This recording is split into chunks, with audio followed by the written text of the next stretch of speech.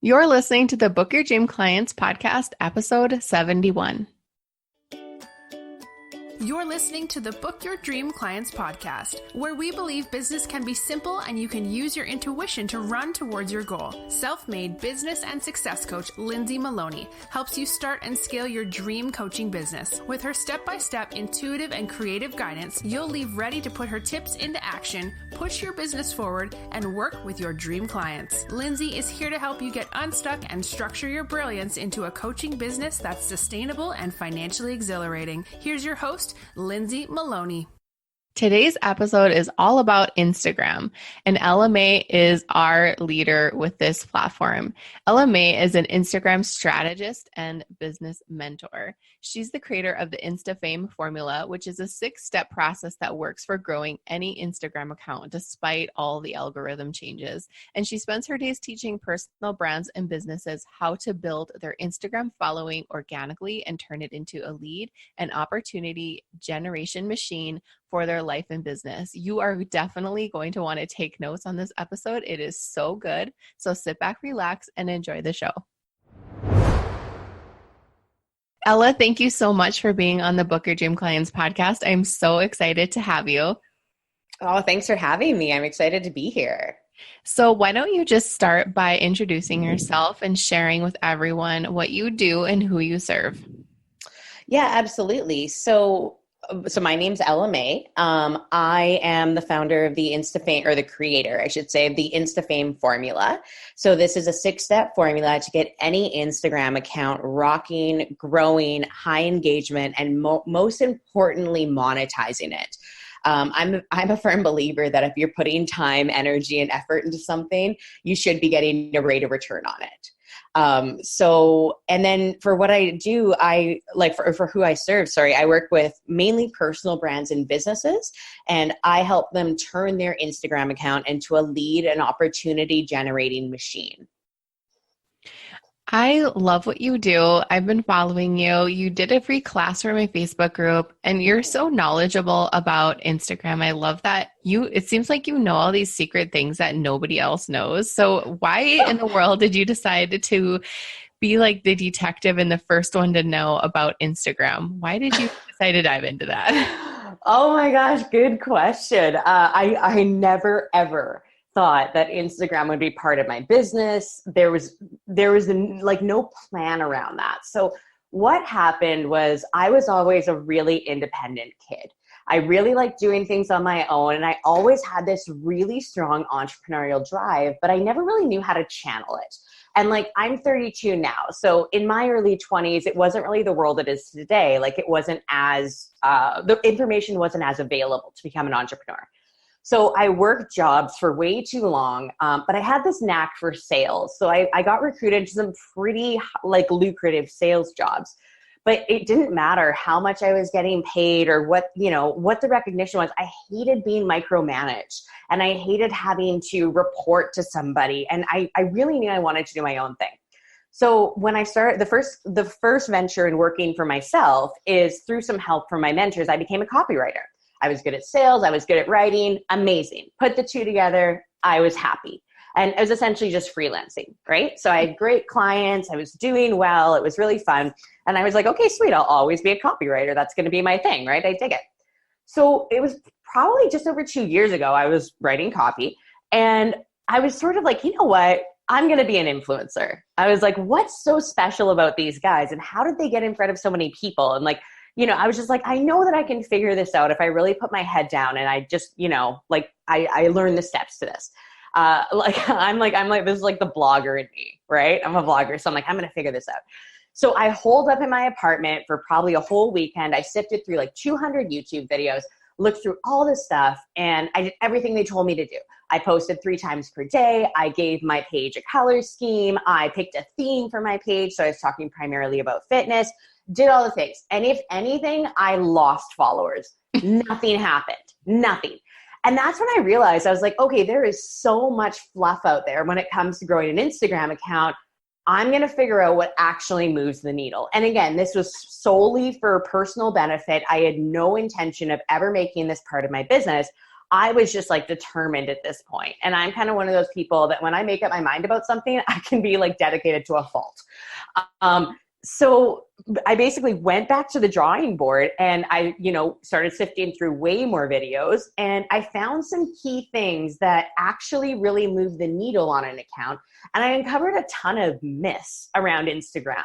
Like, it's sort of like similar to, if the diet industry has taught us anything, it's that if you can confuse people, you can make money off of them. and Instagram has taken a similar turn, right? So I found the things that actually moved the needle, put my head down, implemented. And within about a year, I went from 1,100 to over 26,000 followers, all organic growth, just by kind of sharing my opinion, doing good quality photos, using hashtags properly, all these little things. And so what started to happen was my copy clients were like, yeah, we want our sales page, but like, how did you do this Instagram thing? And I was like, well, I don't know. It works on my page. Like, I can try it on yours. It's just a system that I do. And they were like, yeah, that'd be awesome. So without knowing it, I kind of took on a bunch of beta accounts. And what I started to see was whether I was growing a business account, a guy's account, a girl's account, a dog's account, whatever, this formula worked really consistently. And I was sort of like, oh, this is cool. So my copy clients basically were like, okay, yeah, copy's great. That's cool. But like, can we make Instagram like our main service with you? And I was like, well, sure. Like, I know how to do it. Why not?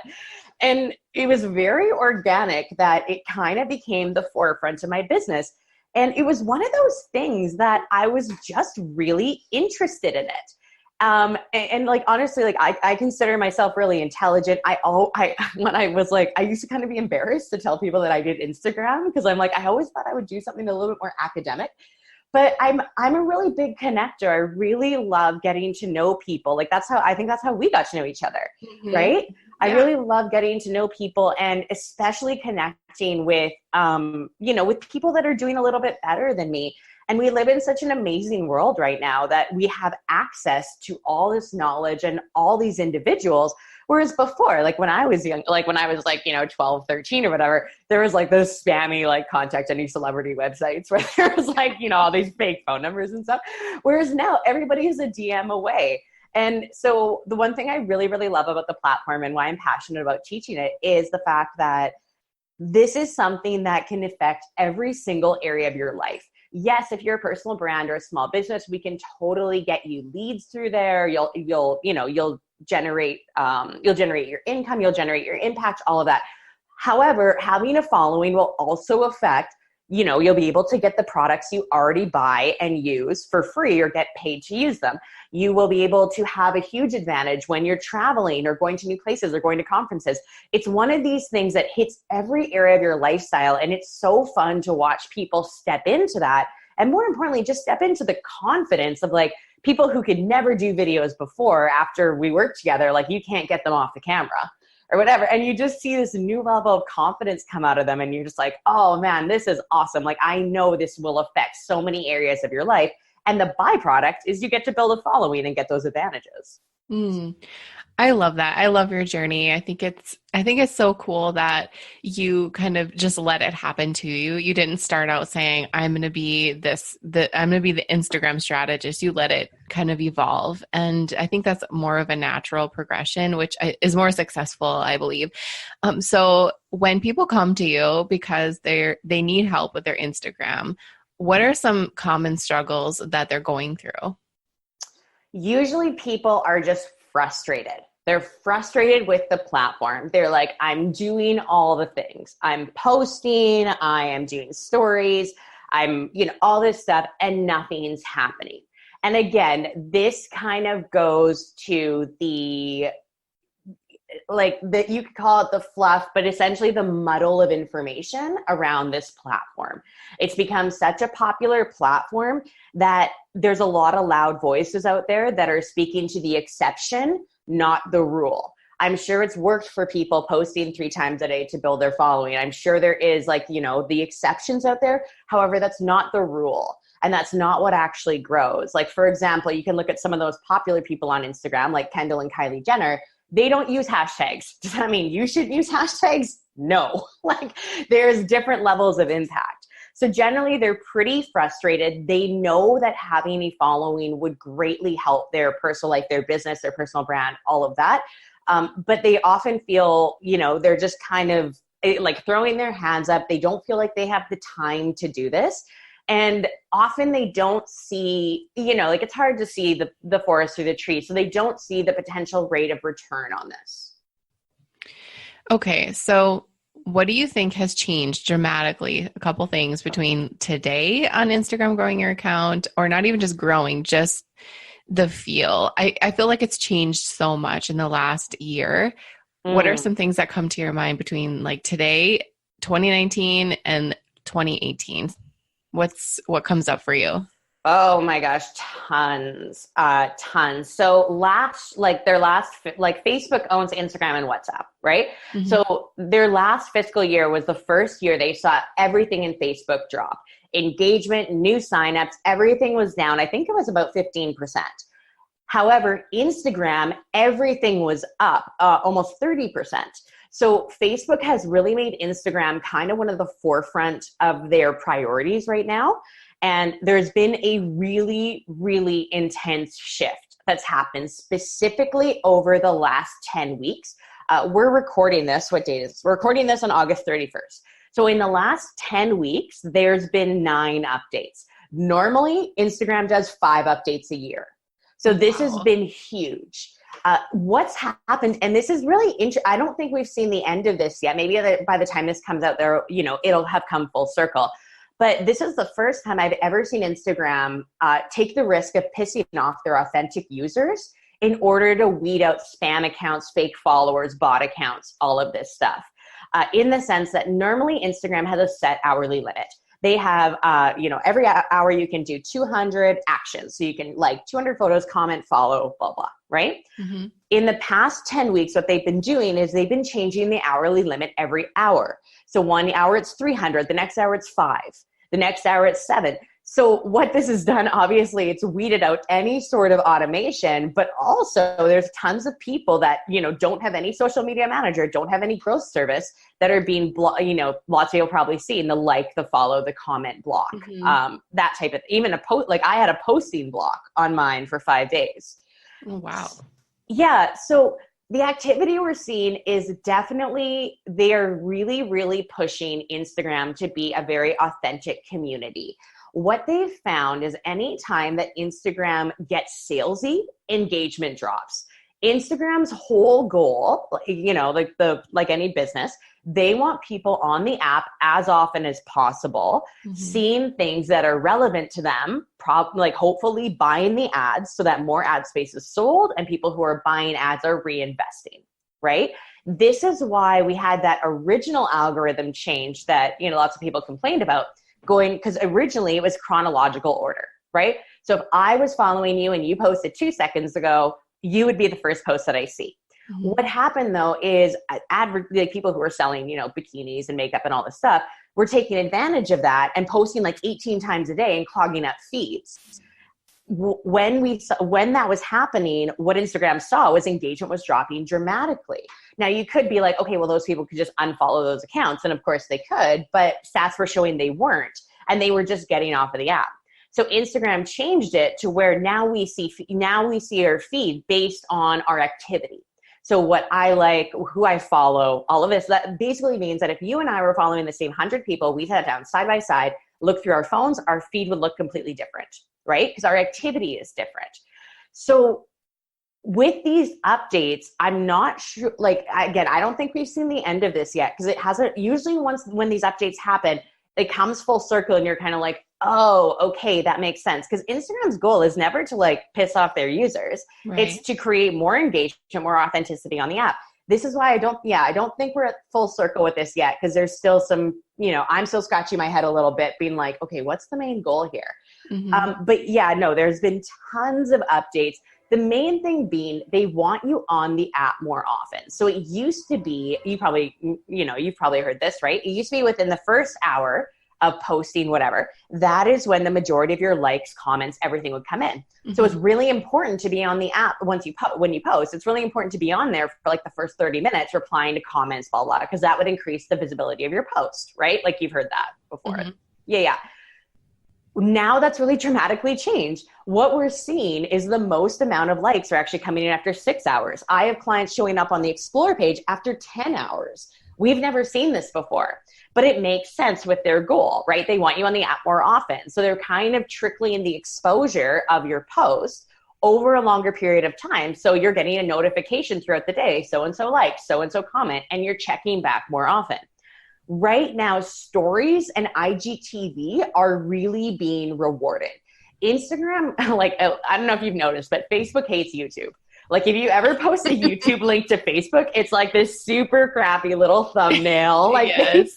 they don't like their competitors, right? They didn't like Snapchat, so they created stories. They don't like YouTube, so they created IGTV. Right? IGTV hasn't been going as well as they wanted it to. So this is the first time we're seeing lots of IGTV videos showing up on the Explore page. They really want people on there. So right now, and I'm sure when this comes out, a really good thing to get into would be IGTV. If you're not sure how to post, just Google it. It's super easy. You can put videos up to 15 minutes, longer videos if you're a larger verified account. But that is a big thing I would focus on right now. The other thing is stories. This is the first time we've seen stories, like not click the circle type thing, but actual stories show up on the Explore page. So stories with a call to action are really being rewarded. So that means like using the question sticker, using the poll, using the countdown, anything that encourages engagement. Right now, they're all for. So this has been a really interesting shift. And again, I think there will still be more changes around when it comes to how we see our posts. But there's definitely a goal of where they're taking this that I don't think has been completely revealed yet. Does that make sense? It makes total sense. And I just wrote down a bunch of questions because I just kept thinking of all of this stuff. So if you don't mind, I'm just going to hit you with a bunch of rapid fire questions. Yeah, of course. So, okay, hashtags. You talked about hashtags right away. We see these bigger accounts not using them. Should we use them, and how many should we use? Such a big question. Absolutely. Yeah. There was a recent split test done before these changes because for a while there, it was always hashtags in the first comment, right? For about a year. It was the hashtags in the first comment got more reach. However, there was a recent split test done, and they found out that hashtags in the caption actually had a 29% higher reach than hashtags in the first comment. Pretty crazy, right? Wow. Like 30% is pretty insane. Or 29, right? To be specific. However, with all these changes, I'm not like, where you're going to put your hashtags, just to answer first part of that question, I wouldn't worry about that right now. You can use essentially just wait till these are over and then we can do tests based on what's best. Mm-hmm. But you get to use 30 hashtags. I would use all 30. That's 30 ways to be found. Mm-hmm. It's different if you have some sort of a celebrity status. That's very different because people are going to find you based on a lot of different mediums, not just Instagram. But if you're a blogger, if you're a personal brand, if you're a coach, for example, and you're just starting out, you do need to get yourself out there.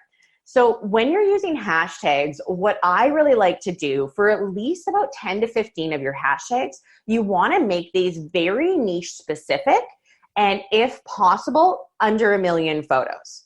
Okay, so reason for this is you want to think of the Instagram search bar, at the top of your page. You want to think of that almost like a Google search engine. So if somebody needed your service, what would they be typing in? Would it be like graphic designer San Diego or, like nutrition coach or whatever? When you're using these specific hashtags, what happens is anyone who's actually looking for your services or interested in what you're doing or your blog or whatever has a way higher chance of coming across your photos. The under 1 million photos basically means you have a way higher chance of showing up in those top photos, right? Which is what the majority of people look at when they search a hashtag. Hashtags should be used to be found. Like if you're using hashtag love, that's super cute, but hashtag love right now has about 1.6 billion photos. The chances of you showing up in those top photos, I don't even know how the people who get there. Yeah, I honestly think eventually that will be able to be bought because it's so popular. So I would say at least about 10 to 15 of those 30 hashtags, have them be very niche specific, if possible, under 1 million photos. for the other 10 to 15, just have them be, you want them to be relevant to the photo. Instagram actually has pretty sophisticated photo recognition software, the same way new iPhones can scan your face. They're able to scan photos. So for example, if you posted a photo of a mountain and you hashtag Kim Kardashian, you're probably not going to show up for that hashtag. A, because that photo has nothing to do with Kim Kardashian. And B, because people actually searching the Kim Kardashian hashtag don't want to see a photo of a mountain, and that could decrease engagement, right?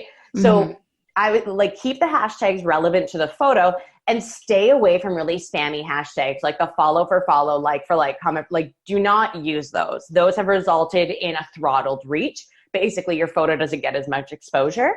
It's really similar to the shadow ban thing, which Instagram has never confirmed or denied. But yeah, with hashtags, I would say definitely your whole goal with them is to be found. A great example of this is I travel quite a bit, right? And I was recently in Laguna Beach, California. It's like a magical place if you haven't been there. So it's so gorgeous. So anyways, I was in Laguna. So we're looking for a place to eat. And so I Googled, restaurants in Laguna. And I kind of realized when I Google stuff, I'm going to see ads. I'm going to see places around me. And then I'm going to see basically businesses with SEO on their website, businesses who are showing up on the front page, right? And then I was like, you know what? I want something more authentic. So I went to Instagram and I searched hashtag Laguna Beach restaurants, completely different experience, right? I'm going to see where people are going, different specials that are happening. This is 100% authentic. You can't buy your way onto that hashtag. So it's really similar with your service, your product, whatever. You want to think of it as though someone might be looking for you on Google via Instagram. Does that make sense? It makes total sense. Thinking about it in a search engine aspect. I love that. I have had a lot of students find me just because of the name that I call myself. They search hashtag BizCoach or whatever it is in your profile. So that's really important. People say, it's great that you love Starbucks and pumpkin spice, but is it going to help you build your business and your profile? Probably not. One thing I see a lot of as well, especially with some newer businesses, is they'll hashtag their name or their business name. Mm-hmm. If the goal is to have all your photos in one place, you go to a housewarming party and they're like, oh, if you take any pictures, hashtag Fred and Darcy's housewarming. So all the pictures are in one place, right? So if your goal is to have all your pictures in one place, that's a good idea. But chances are nobody's searching for your business or your blog name if you're brand new, right? So I would use that hashtag for something more relevant that could actually be found. But if it is your goal to have everything in one place, just pick one hashtag that probably nobody's searching and use that consistently. But otherwise, I would stay away from using your personal name, your business name, your blog name, whatever. Does that make sense? Yeah, it makes total sense. So my next question is about IGTV. I really like it. And I find that the exposure is completely different than a post and so much better. But why do you think it's not working so well? It's a good question. YouTube has been around for a while and YouTube really has a very supportive community. I've never really been a big, I have a very small YouTube channel. I think I have two subscribers, where I put some videos up. But from people I've heard that are bigger YouTubers, it's a really authentic, supportive community. And I think that's still where the majority, the same way we go to Google to search, we go to YouTube to find videos. So I think IGTV just hasn't created that presence yet. And I don't know. I don't know if it'll ever be what they want it to be and sort of take over YouTube the same way stories kind of hit Snapchat really hard. But we'll see. I have a feeling we'll see them adding some pretty cool features. For example, have you heard of TikTok? No. Okay, so there's a couple up and coming apps. TikTok is the first one I've seen, I think, that has a really good chance of being the next Instagram.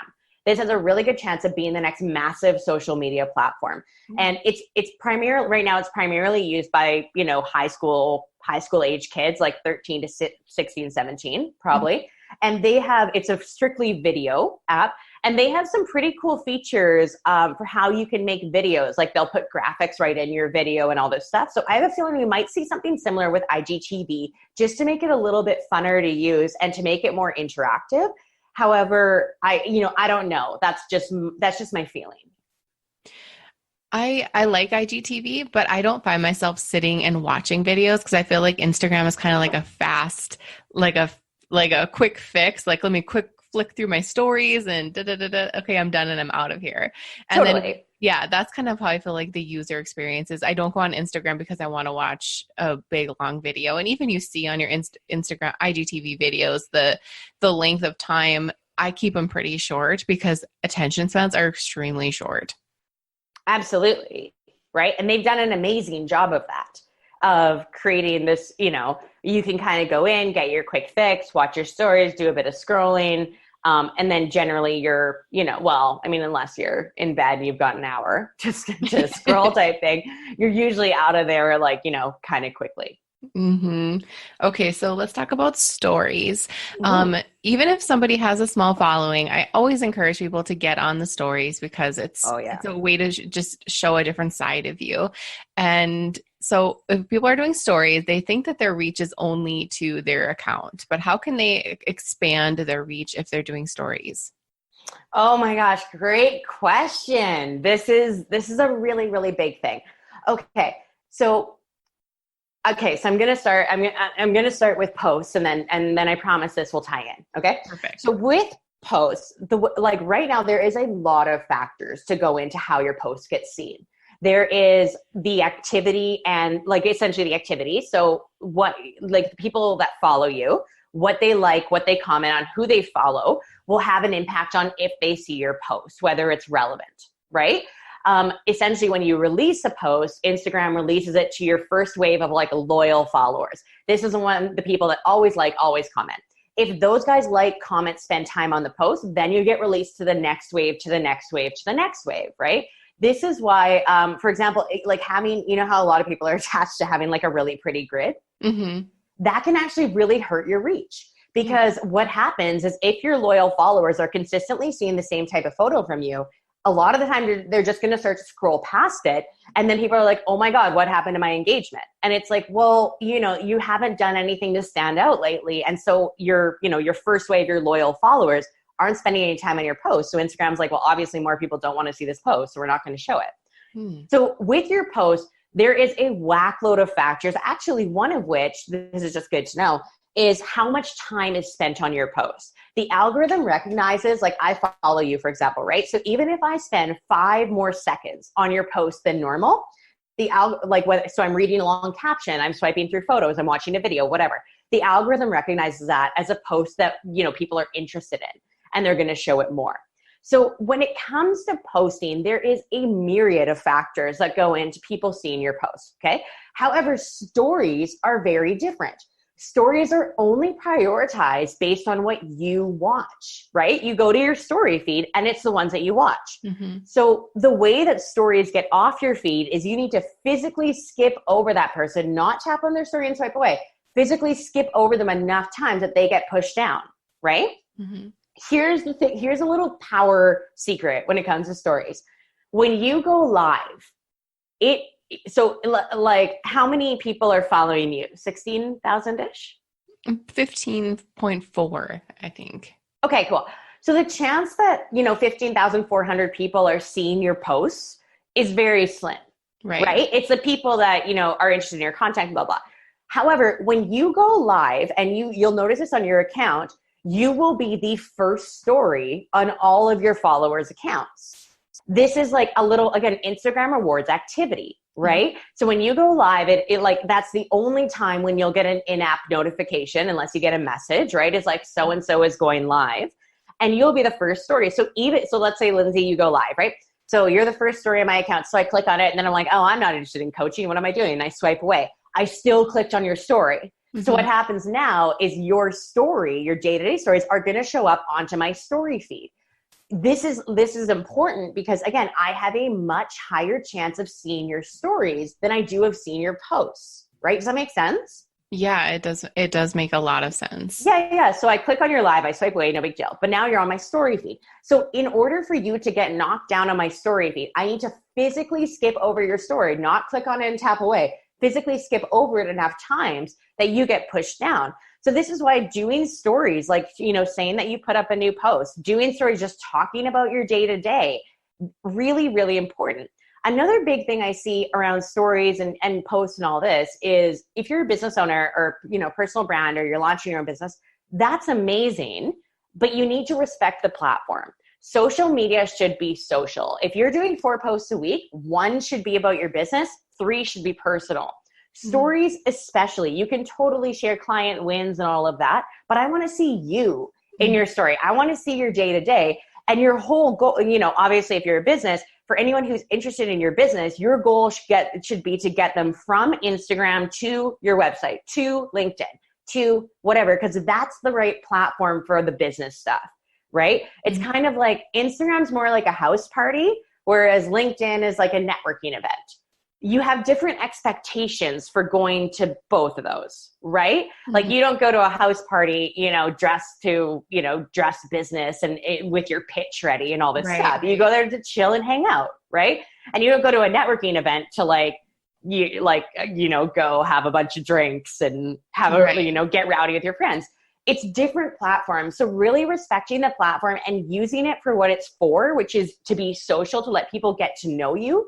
That's the main goal of Instagram. And then make your goal to convert the interested ones over to a platform where it's more appropriate to talk just business. Love it. Okay. So we have a feed we need to take care of. We have stories, we have IGTV, and going live. What's kind of your recommended priority? Right now, stories are always pretty much number 1 for me. I always make sure there's a story on my account. There's a really, really good tool. Actually, I'll give you the link for it so you can throw it in the show notes. It's called Storrito. This is a fantastic tool for scheduling stories because a lot of the time it's really good. It's a really good idea to take a social media break, on the weekends or whenever you need to, like at least 1 day a week, right? So this is a tool where you can schedule your stories. You can upload videos, you can put GIFs on it, you can put tags, all this stuff. It works amazing.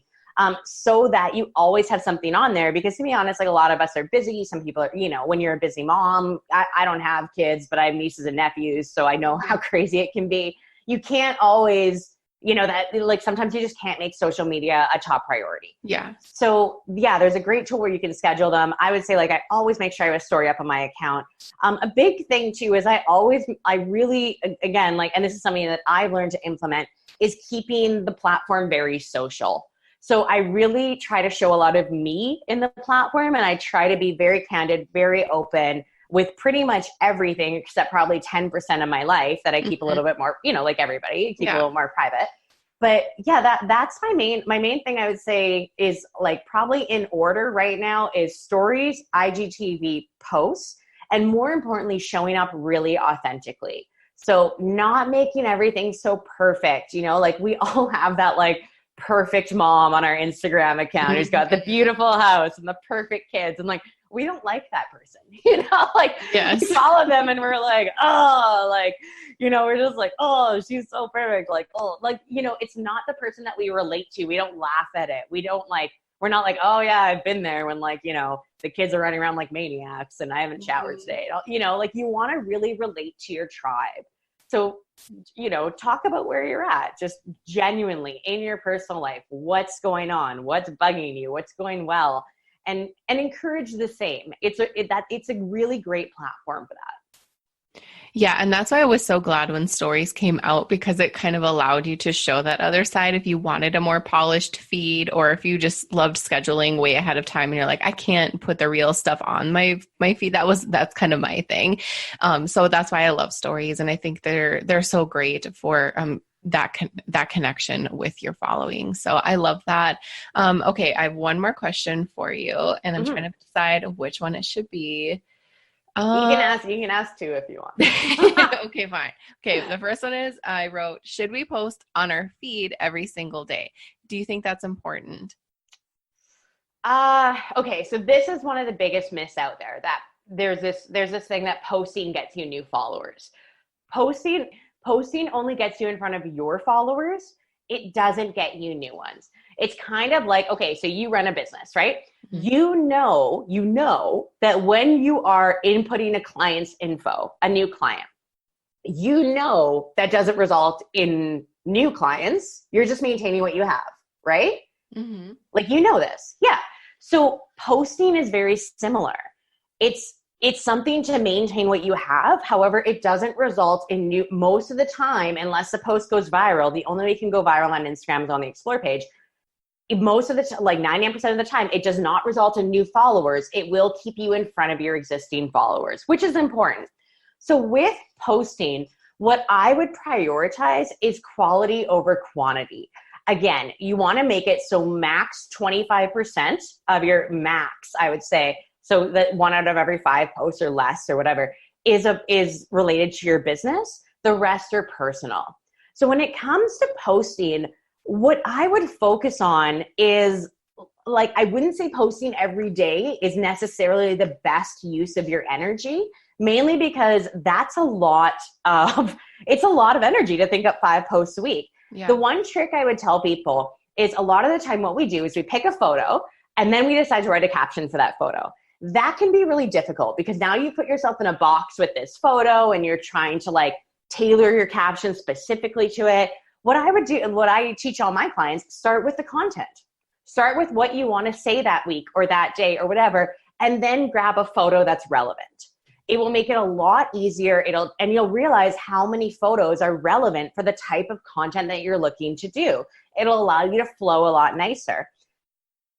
I think that's a great tip, and it feels a lot better. I think maybe a year or two ago, it was like really important to post, once a day for sure, and then maybe even more. But I think now I feel like I'm a little bit more lax. Like today, for example, I realized that I didn't have anything to post this morning, and I was like, oh, well, I'll just post on Monday. The world will not collapse if you don't post on Instagram on the weekend or whatever. And I think that's really important to be mindful of. You don't have to feel like so attached to the platform, and just kind of let it be and let it do its thing. If we're obsessing over things, I think it just gets too much. Like I have a lot of students that will obsess over, oh my gosh, I lost 3 followers last week. What happened? Is it because I did this? And it's like, if I could just erase the numbers from the profile, I would, because I think we obsess way too much about the numbers. Yeah. And the thing too is like with posting, like obviously posting is important, but I would say like if you're doing 3 to 4 posts a week, that's amazing. I might get proven wrong. Like there are some changes happening. This might change, but as of right now, that's what I would say. I would also say like, you want to think about Instagram the way that you use it, right? Like when you go to a new person's account and you're checking them out, how often do you look at their last post and look at the date they posted it? Mm-hmm. Never. I look at it. Well, see, sometimes I do. If I haven't noticed them for a while, like on stories, I'll go and look. Okay. And then, because I always get concerned, I worry about people all the time. I go like, are they okay? And then I look, okay, well, she posted yesterday. Everything's good. But like, that's people that you already follow. Right. Yeah, totally. Yeah. So when you're going to a new account, how often do you look at their last post and look at the date they posted it? Like never.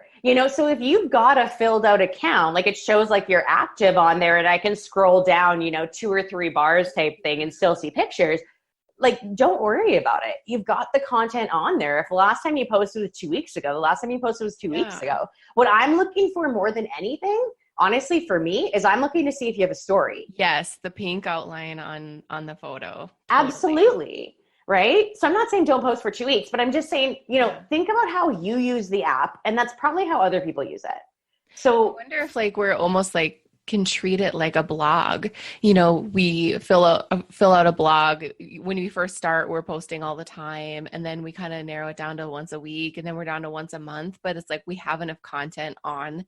It's like our own magazine. There's enough stuff on there where we don't need to put stuff on there every day, but showing up in the stories makes us more relevant. I don't know. What do you think?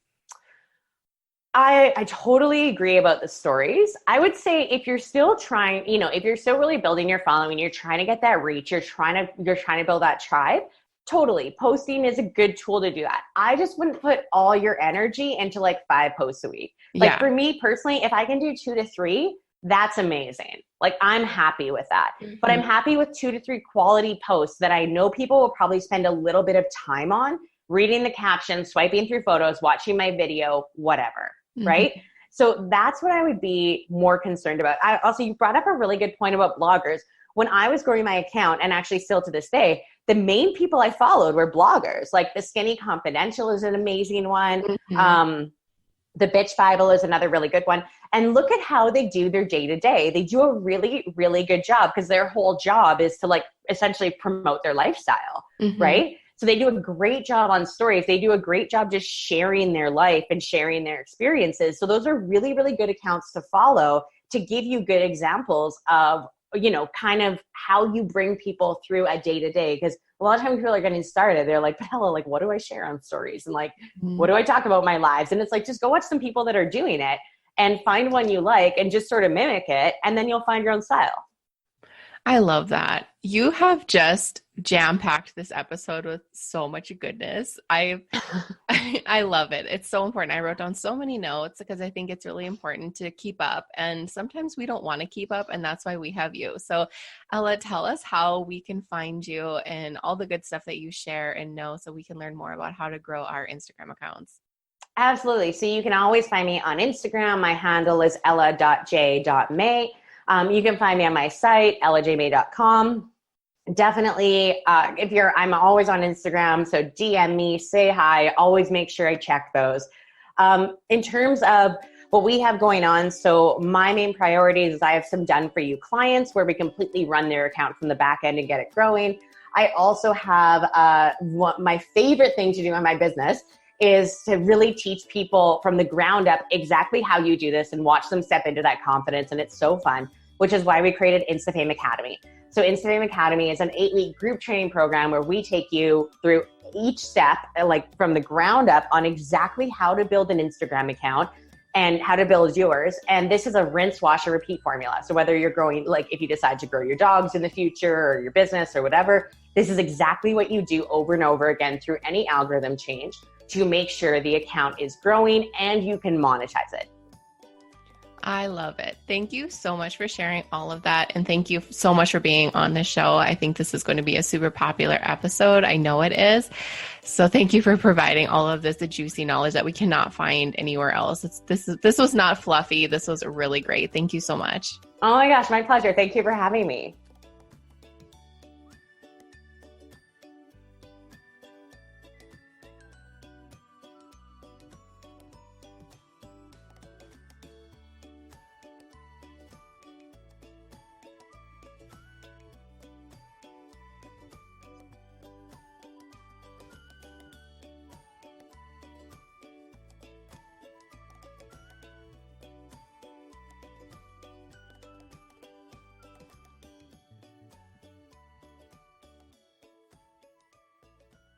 Want 10 ways for you to start booking your dream clients? I created this workbook for you because I wanted to share my best tips on how I book mine. You're not going to believe how easy these are, and I know you'll be able to take my tips and put them into action ASAP so you can start working with your dream clients. To grab the workbook for free, all you have to do is go to lindsaymaloney.com/podcast. Hey coaches, are you a member of the Book Your Dream Clients community yet? Because you should be. Just go to dreamclientcommunity.com to request free access. We do fun things like website audits, challenges, and we even have a book club. Join the free Dream Client community now, and we'll see you there. Thank you so much for listening to the Book Your Dream Clients podcast. If you want to find out more information how you can work with me, just head on over to my website, lindsaymaloney.com. You will be able to see how you can work with me privately or in a group setting. I'm all about helping you start and scale your coaching business, so I'd love to hear from you. Don't forget to subscribe to the show on iTunes and leave a rating and review. And if you want bonus points, take a screenshot of a review and tag me on your Instagram story. I'd love to see it and share it with my audience. And plus, you don't want to miss another episode.